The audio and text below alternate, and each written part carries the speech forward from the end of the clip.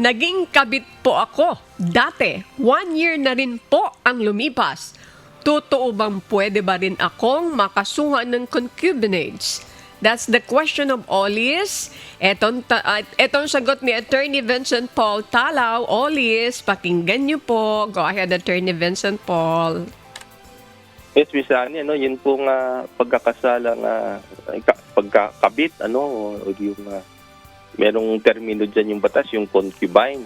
Yan po yung krimen na maaaring makamit, yung concubinage. Ito po yung pagkakaroon ng mistress, na under maaari pong magtalik sila or under scandalous circumstances.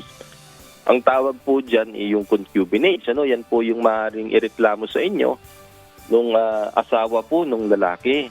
Halimbawa, So, kung ang katanungan is after 1 year, absuelto na po ba? Hindi na pwedeng habulin nung asawa nung lalaki.